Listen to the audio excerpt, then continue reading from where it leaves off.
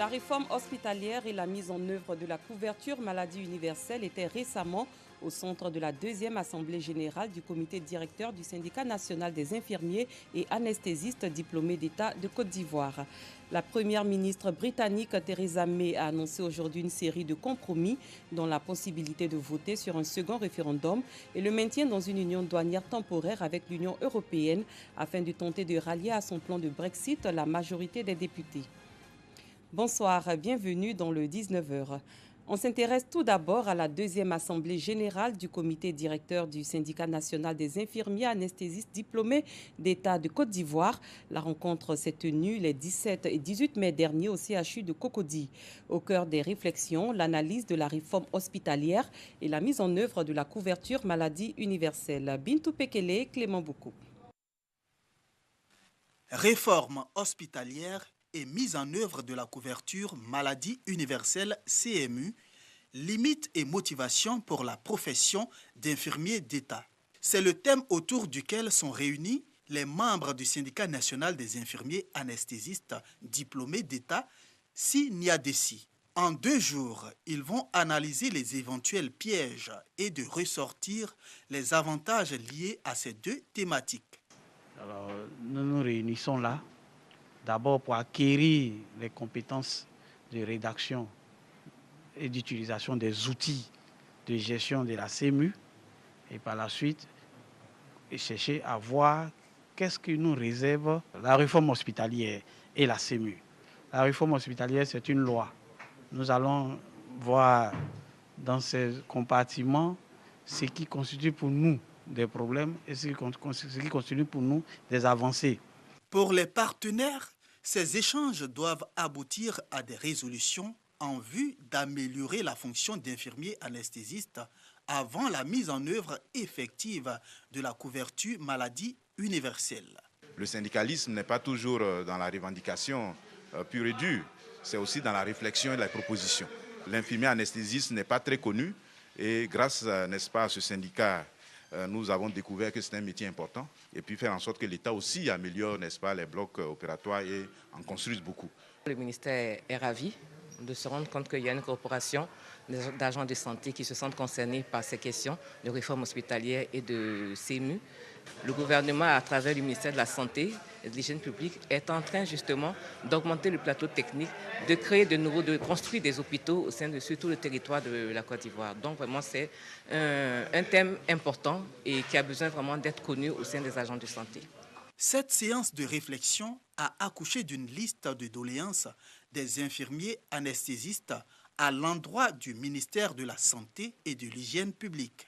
Si nous ne sommes pas constitués en organisation professionnelle qui puisse soutenir ce que nous souhaitons auprès des autorités, comment celles-ci vont faire pour en être informées. Voilà. Et puis, à la suite de tout ça, il y a aussi le fait que, en tant qu'organisation professionnelle, nos camarades qui exercent dans le secteur ont aussi besoin qu'on pense à eux.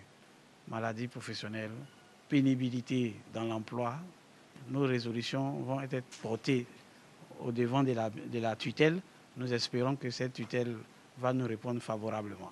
Le syndicat national des infirmiers diplômés d'État compte 360 infirmiers anesthésistes répartis dans 72 blocs opératoires sur toute l'étendue du territoire national. Parlons emploi jeune, la lutte contre le chômage des jeunes en Côte d'Ivoire enregistre un soutien financier de taille.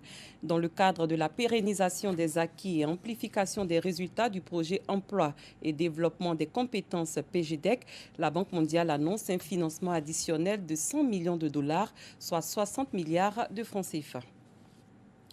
Les travaux d'extension du port de San Pedro vont bientôt démarrer. Ils seront lancés avant la fin de l'année 2019 par le Premier ministre Amadou Gon Coulibaly. L'information a été donnée par le ministre des Transports lors de son séjour à San Pedro à l'occasion de la remise du prix spécial Top Management secteur maritime et portuaire. L'ouvrage va permettre au premier port exportateur de cacao au monde d'être plus moderne et opérationnel. Son exécution se fera en 2 phases. Sam Conan est notre correspondant à San Pedro. Un port de San Pedro avec un nouveau visage et plus opérationnel. Les travaux d'extension de ce port voulus par le chef de l'État vont être lancés les prochains jours par le Premier ministre Amadou Gon Coulibaly. Annonce faite récemment à San Pedro par le ministre des Transports. En plus d'autres projets dont je ne parlerai pas ici, pour des questions stratégiques, parce qu'on est en compétition avec d'autres pays. Mais il y a toute une réflexion qui est menée aujourd'hui, une réflexion cohérente, pour faire en sorte qu'au lieu d'aller à Abidjan, les gens viennent plutôt à San Pedro pour chercher du travail. Et nous y travaillons. Je voudrais indiquer que c'est ça. En ce qui concerne San Pedro, donc la mission qui a été assignée donc, au ministère des Transports. Je voudrais rassurer donc, nos parents donc, de San Pedro. Bien entendu, avec le Premier ministre, on va fixer la date parce que je souhaite que le Premier ministre lance lui-même vienne poser la première pierre donc, pour les travaux d'extension. Il est d'accord pour le faire et de venir donc, lancer donc, les travaux qu'on souhaite lancer avant la fin de l'année. Ça, c'est sûr. Superficie totale du port autonome de San Pedro, 2000 hectares. À ce jour, seulement 25% de celle-ci est exploitée. Coût des travaux d'extension du premier port d'exportation de cacao au monde, plus de 300 milliards de francs CFA. Les travaux permettront d'accueillir des gros navires pour un trafic global qui va tourner entre 25 et 30 millions de tonnes contre 5 millions actuellement. Les infrastructures sont maintenant insuffisantes pour pouvoir absorber la totalité des besoins tels qu'exprimés par nos clients. Vous voyez que le taux de containerisation aujourd'hui de l'ensemble des marchandises tourne autour de 86%. Si vous rentrez au port, vous ne verrez que des conteneurs.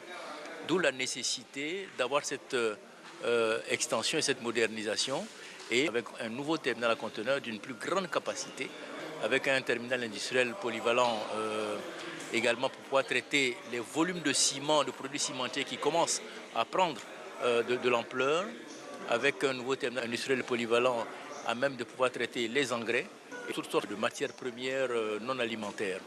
En attendant, le ministre des Transports a visité les installations portuaires et donné le top départ de la réhabilitation des 3 km de voirie menant au port. Amadou Koné séjournait à San Pedro pour la réception du prix spécial Top Management secteur maritime et portuaire organisé par le port et la Fondation African Port Award. Un mot de culture, l'écrivain, scénariste et dessinateur français Christian Lax est en Côte d'Ivoire depuis quelques jours. Il a été invité par l'Association des Livres Rouges, une ONG qui veut donner de nobles sources d'inspiration aux enfants affiliés à la bibliothèque et aussi pour aiguiser leur goût de la lecture et de l'écriture. Dangui Dangui. Christian Lax enseigne aux enfants et aux jeunes de la bibliothèque des livres pour tous les techniques de dessin. Venus de la commune d'Adjamé et de Trècheville, ces jeunes disent avoir beaucoup appris de cet écrivain, cinéaste et dessinateur français en Côte d'Ivoire depuis quelques jours à l'invitation de l'association des livres pour tous. Dans le cours de dessin, il nous a montré comment dessiner des personnages de son livre. Il nous a montré comment les dessiner en quelques étapes. Il nous a montré aussi comment dessiner une personne juste avec des cylindres. Bon, j'ai appris que pour dessiner aussi, il y a plusieurs manières de dessiner et le gars a parlé que, au fait, pour mieux dessiner, il faut faire un peu un tableau. Tu dois avoir un tableau et sur le tableau, tu dois forcément tracer des lignes pour mieux dessiner et pour aussi des dimensions du nez, des yeux et aussi les sourcils. Le dessin et la lecture participent de la construction des enfants, assure l'auteur de Une maternité rouge. L'objectif, c'est de leur donner de l'assurance et de leur montrer que pratiquement tout un chacun peut dessiner. Je pense très fermement que d'ailleurs, tous les enfants dessinent. Et il y a un moment où certains s'arrêtent et d'autres continuent. Pourquoi ? Parce que certains sont encouragés et pas d'autres. Mais je pense qu'il y a un potentiel chez tous les enfants à faire du dessin.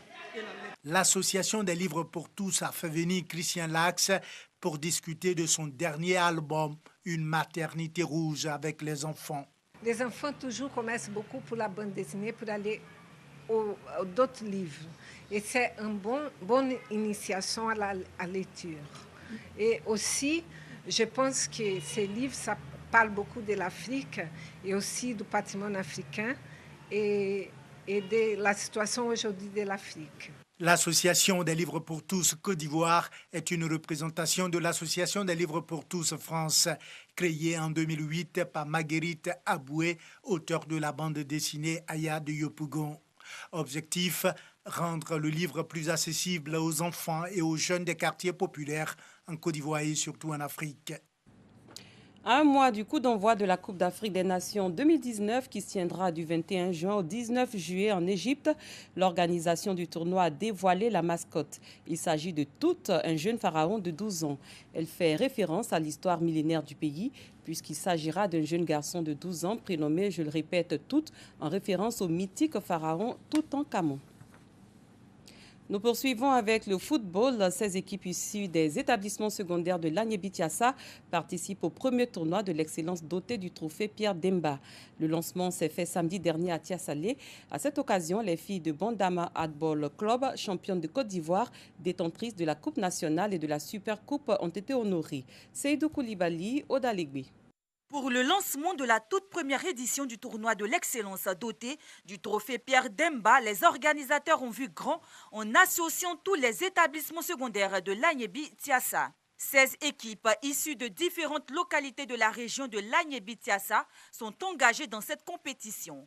Monsieur Pierre Demba, le président du conseil régional de l'Agné-Bitiassa et parrain de cette compétition, place la jeunesse au cœur de ses actions. Le sport est un levier de rassemblement d'abord. Mais pour nous, c'est un catalyseur de ce que nous attendons de nos jeunes, qu'ils arrivent à se battre avec leurs propres armes, mais surtout qu'ils excellent dans tous les domaines de leur vie. Et nous voulons donc montrer qu'à travers le sport, on peut vraiment susciter et galvaniser nos jeunes. Des ballons, des filets de but, des maillots et autres ont été remis aux différentes équipes qui vont s'affronter dans ce tournoi. Jean-Marc Guillou, qui pilote le projet Ces Jeunes de la Fédération ivoirienne de football, montrant l'importance de projets bien ficelés pour obtenir des résultats. L'un des temps forts de cette cérémonie a été l'hommage rendu aux filles de Bondama Handball Club de Tiassalé qui ont tout raflé sur le plan national cette saison. Champion de Côte d'Ivoire, détenteur de la Coupe nationale et de la Super Coupe, le Bondama Handball Club vient d'obtenir une 5e place au dernier championnat d'Afrique des clubs. Le président du conseil régional de l'Agné-Bitiassa, M. Pierre Demba, fier de ses filles, les a couvertes de cadeaux. En République démocratique du Congo, la dépouille mortelle de l'opposant historique Étienne Tshisekedi est attendue à Kinshasa le 30 mai, selon sa famille. Celui que l'on surnommait le Sphinx de Limete est décédé en février 2017 à Bruxelles. Plus loin, elle tente le tout pour le tout. La première ministre britannique Theresa May a annoncé aujourd'hui une série de compromis dont la possibilité de voter sur un second référendum et le maintien dans une union douanière temporaire avec l'Union européenne afin de tenter de rallier à son plan de Brexit la majorité des députés. Doigt de laser. La première ministre britannique a annoncé mardi une série de compromis dont la possibilité de voter sur un second référendum et le maintien dans une union douanière temporaire avec l'Union européenne afin de tenter de rallier à son plan de Brexit la majorité des députés.